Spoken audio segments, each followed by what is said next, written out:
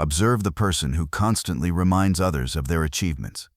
Notice how they insert credentials into casual conversation, reference their connections, mention their busy schedule as proof of importance. Watch the room response. The more effort spent broadcasting strength, the less strength others perceive. This is the central paradox of performed authority.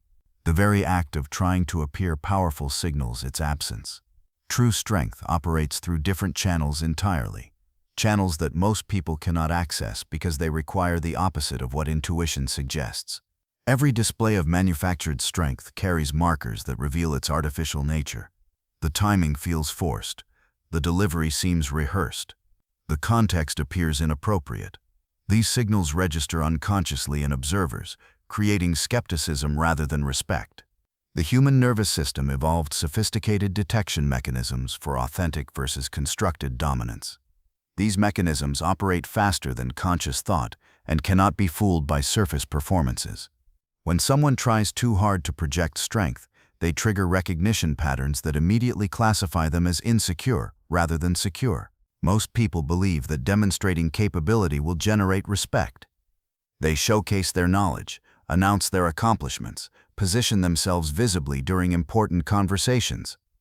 This approach backfires because it reveals the very insecurity it attempts to hide. Genuine authority does not need to announce itself. The difference lies in internal orientation.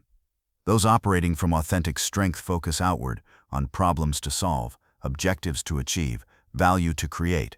Those operating from insecurity focus inward, on how they appear, whether others recognize their worth, what impression they are making. This internal focus creates behaviors that others instantly recognize as weakness disguised as strength. Consider the meeting where someone arrives late and makes a show of their busy importance. They apologize loudly, reference the critical call they just finished, mention the urgent matter that required their attention. Every word is designed to signal significance.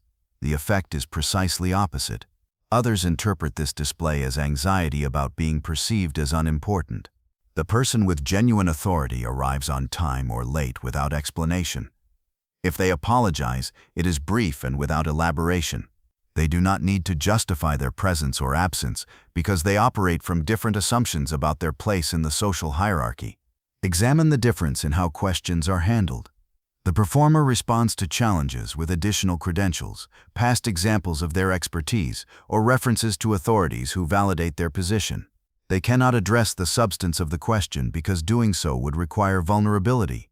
The authentic individual engages directly with the question's merit, acknowledging what they know and what they do not know without protecting a constructed image. This creates entirely different relationship dynamics. Others quickly learn that challenging the performer triggers defensive displays rather than productive dialogue. They begin to avoid engaging with difficult topics, which isolates the performer from valuable feedback and genuine connection. The energy expenditure becomes exhausting over time.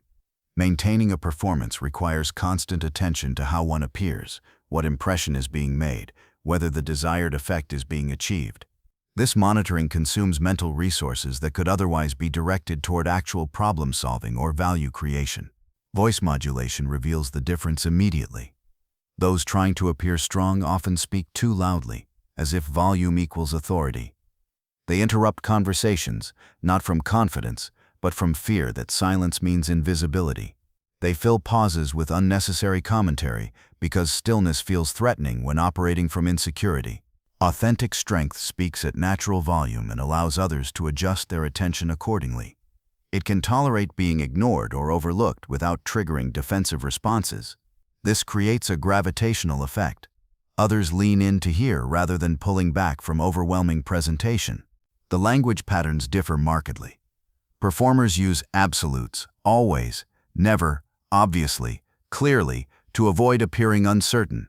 They cannot afford nuanced positions because nuance might be interpreted as weakness. This linguistic rigidity makes their communication less persuasive, not more. Those operating from genuine security use qualified language naturally. They say it seems rather than it is, in my experience rather than the truth is, I could be wrong rather than I know.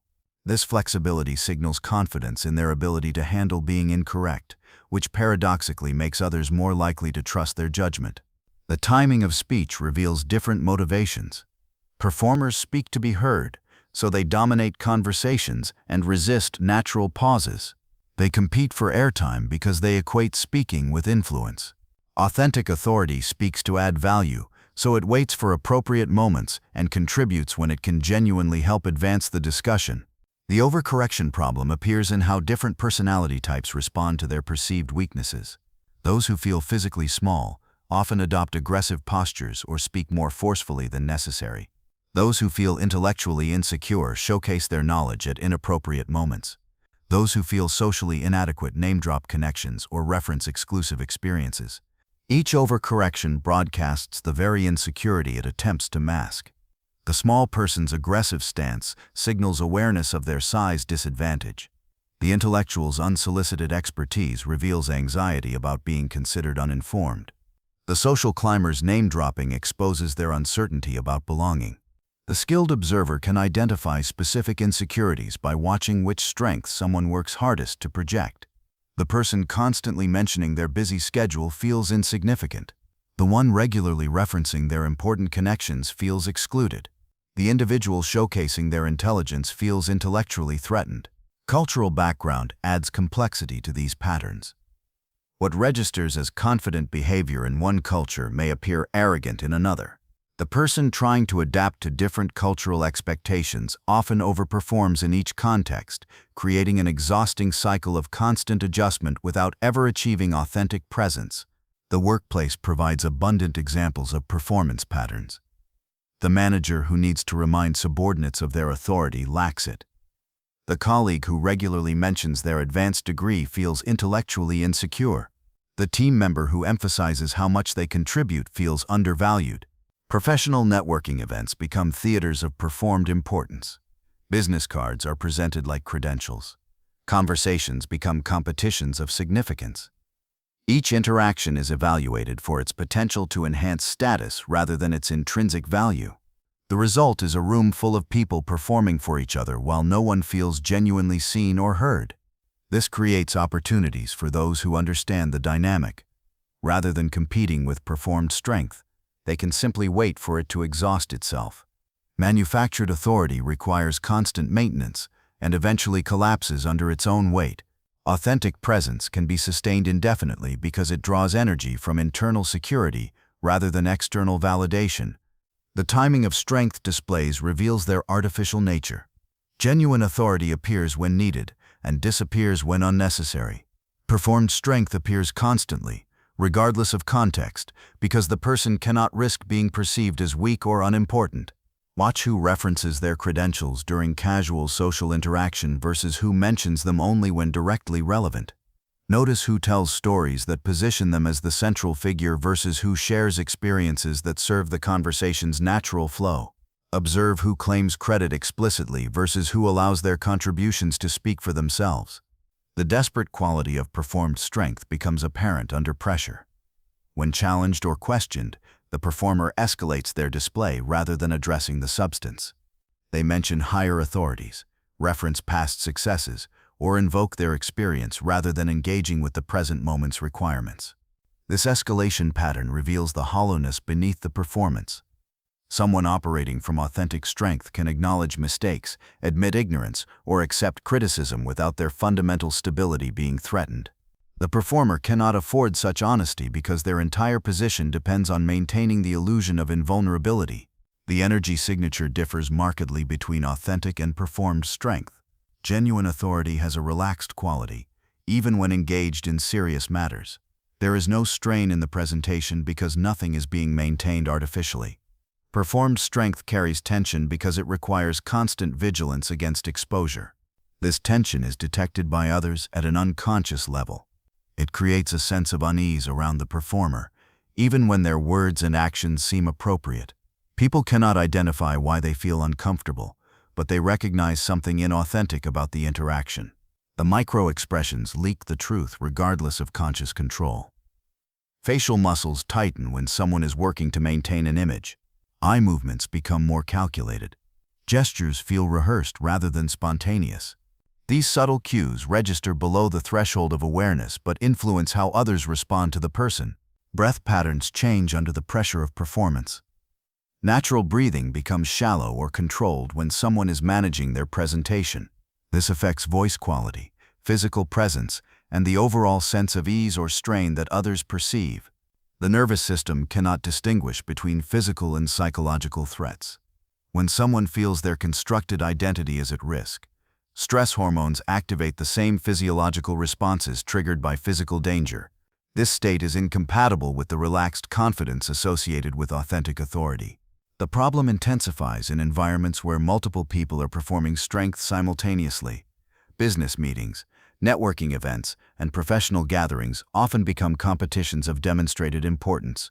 Each participant works to signal their value, creating an atmosphere of manufactured urgency and artificial significance. In these environments, the person who does not participate in the performance often emerges as the most authoritative. By refusing to compete for attention, they distinguish themselves from the crowd of performers. Their stillness becomes more compelling than others' activity. The backfire effect operates through several mechanisms. First, the effort required to maintain a performance eventually shows. The strain of constant self-presentation creates visible fatigue that others interpret as weakness. Second, the performance creates expectations that become increasingly difficult to meet. Each display of strength raises the bar for future demonstrations. Third, the performer becomes dependent on external validation to maintain their constructed identity. This dependency makes them vulnerable to manipulation by those who understand the dynamic. Fourth, the energy spent on presentation reduces the energy available for actual achievement, creating a gap between projected capability and delivered results. The most devastating aspect of performed strength is how it isolates the performer from genuine feedback. When someone consistently projects invulnerability, others stop offering honest input.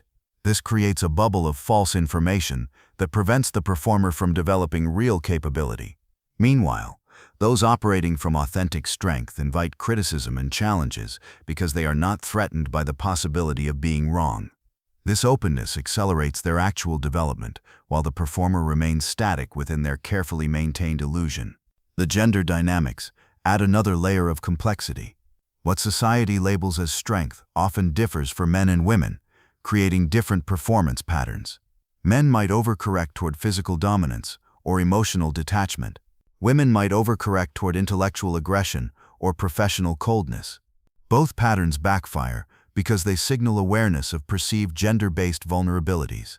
The most effective individuals transcend these societal expectations by developing authentic capabilities rather than performing prescribed roles. They understand that real strength is universal. It appears as competence, reliability, and composed response to challenges regardless of gender, age, or physical characteristics. The digital age has amplified the performance problem. Social media platforms reward displays of success, importance, and achievement. This creates pressure to continuously broadcast strength signals, turning personal branding into perpetual performance. The cumulative effect is the erosion of authentic self-presentation as people lose touch with their natural patterns of behavior. Professional networks have created environments where everyone performs their success simultaneously. The constant stream of achievements creates artificial standards that pressure others to match the performance level. Those who refuse to participate often worry they are being forgotten or overlooked. The metrics of digital engagement, likes, comments, shares, become substitutes for genuine recognition. People begin optimizing their communication for algorithmic approval rather than authentic connection. This further distances them from natural expression and pushes them toward performative patterns that generate measurable responses. The solution requires a fundamental shift in focus from external impression management to internal capability development. This means measuring progress by actual achievements rather than others' perceptions, seeking challenges that build genuine competence rather than opportunities to demonstrate existing strength, and developing comfort with being underestimated rather than ensuring others recognize one's value. The paradox resolves when someone becomes genuinely strong enough that they no longer need others to perceive their strength. At this point, the performance becomes unnecessary and authentic presence naturally emerges. This creates a positive feedback loop where reduced effort to appear strong actually increases the strength that others perceive. The transition period can be uncomfortable because it requires tolerance for being underestimated or ignored while building real capability. Most people cannot endure this phase because they interpret others' lack of recognition as evidence that the approach is failing.